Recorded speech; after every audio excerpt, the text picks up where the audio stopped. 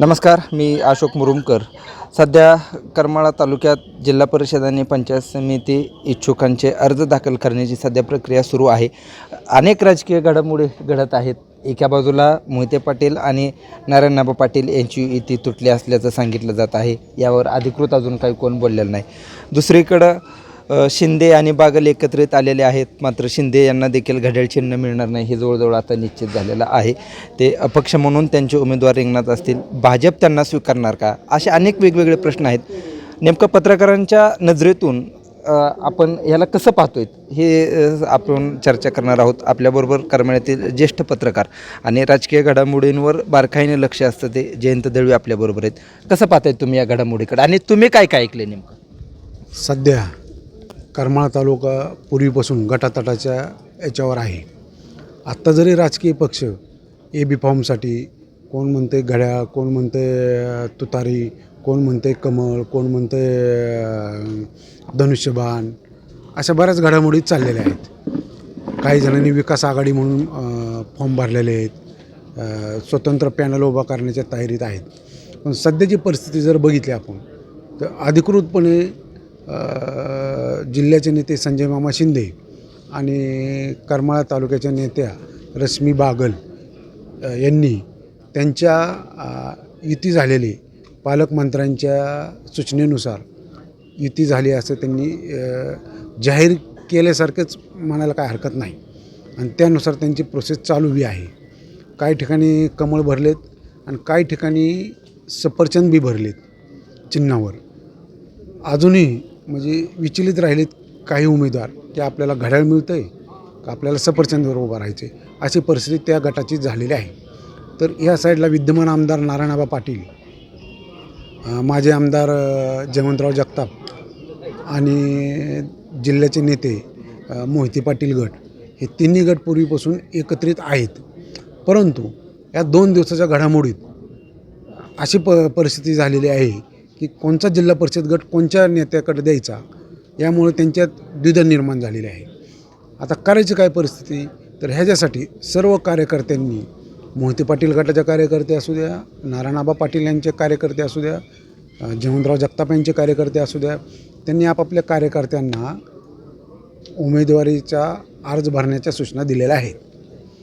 आणि त्यानुसार त्यांनी सर्वांनी आपापली उमेदवारी आपापल्या गटाच्या नेत्यांच्या समर्थकांनी उमेदवारी अर्ज भरलेला आहे. यानंतर आपल्याबरोबर तेज वार्ताचे विशाल परदेशी हे देखील आपल्याबरोबर ते आहेत. नेमकं ह्या राजकीय घडामोडीकडं सध्या करमाळा तालुक्यात राजकारणाची खिचडी झाली आहे असं म्हणलं तरी काय वावगं ठरणार नाही अशी परिस्थिती आहे. नेमकं कोणतं कुणाला कार्यकर्त्यांना बी समजाना आपला नेता कुंकड आहे, अर्ज दाखल करायचा कसा करायचा, अशी अनेक द्विधा परिस्थिती प्रत्येक कार्यकर्त्यांच्या मनात आहे. कसं पाहतायत नेमकं तुम्ही, काय वाटतंय तुम्हाला एवढं? राजकीय खिचडी झाली जे आपण म्हणतात ते गटातटाच्या कुरघोडींमुळं आज तालुक्याचं राजकारण फार रसातळाला गेलेलं आहे. आणि केवळ एकमेकांची जिरवण्यासाठी जे प्रयत्न होतात त्यातून पूर्णच्या पूर्ण सर्वच गटांचं अस्तित्व जवळजवळ धोक्यात आलेलं आहे. आणि त्यातूनच जे संजय मामा जे बाहेरचा उमेदवार म्हणायचे त्यांना आणलं बी गेलं, त्या कुरघोड्यांमधूनच आणलंही गेलं, त्यांना आमदार केलंही गेलं आणि त्यानंतर त्यांना त्याच कुरघोड्यातून पाडलंही गेलं. आणि आत्ता सध्याच्या काही निवडणुका बघता ह्यात फक्त गटातटाचीच निवडणुका होतात. फक्त पक्षीय आधार घेतला जातो आणि तो केवळ आर्थिक आधारासाठीच घेतला जात असल्याचं निदर्शनासही येतं आहे मागच्या दोन निवडणुका पाहिल्या तर. त्यामुळं पक्षीय आधाराला तालुक्याच्या राजकारणात केवळ आर्थिक पाठबळ म्हणूनच गृहीत धरलं जाते. आणि सरतेशेवटी सगळ्या निवडणुका गटातटावरच होत आहेत. आणि गटतट बी आपलं अस्तित्व अबाधित राखण्यासाठी एकमेकात कुरघोड्या करतायत किंवा हातमिळवणी करतायत, हे एवढंच दिसून येतं. ह्यात सगळ्या ह्याच्यात तालुक्याचा विकास राजकारण हे सगळं रसातळाला जातं आहे एवढं नक्की आहे. आपण तुम्ही एक जे मुद्दा मांडला याच्यातला की म्हणजे पक्षीय फक्त आधार घेतला जातो, या जिल्हा परिषद आणि पंचायत समितीत नेमकं कसं होईल? इकडं बागल आणि शिंदे एकत्र आले तर असं दिसतंय, मात्र ते पक्षीय पातळीवर पाहायला गेलं तर भाजप त्यांचं चिन्ह आहे, मात्र घड्याळाचं चिन्ह त्यांना मिळत नाही. दुसरीकडं आबांच्या बाबतीत तुतारी की घड्याळ अजून त्यांच्या संभ्रम आहे. हे कशामुळं नेमकं ह्या निवडणुकीत कसं चित्र राहील आणि ह्याचा पुढं कसा परिणाम होईल? तुम्ही प्रश्न विचारतानाच बागल आणि शिंदे असं म्हणलात, भाजपा आणि राष्ट्रवादी असं म्हणला नाहीत. ह्याचा अर्थ सरळ सरळ असा आहे की आपल्यातून बी जात आहे की ही गटातटावरच निवडणूक चालू आहे. राजकीय पक्षांवर निवडणूक होतच नाहीत करमाळ्याच्या. आत्ता पूर्वीपासून तर गटातटावरच होतच आल्यात, पण आता जी पक्षीय किनार लागती, झालर लागती, ती केवळ फक्त दिखावा म्हणून किंवा राजकीय वजन मिळवण्यासाठी वर सत्ता आहे म्हणून आधार घेतला जातो, एवढंच निश्चित आहे. नाही, याचा मतदारावरती काय परिणाम होईल? ह्याचा मतदार दाखवतात याचाही परिणाम की नगरपालिकेची निवडणूक बघा. आता नगरपालिकेची निवडणूक भाजपा नगरपालिकेवर झेंडा लावण्याच्या तयारीत होती, पण त्यांना नगराध्यक्षपद तर मिळालंच नाही, पण केवळ 7 जागावर समाधान मानलं गेलेलं.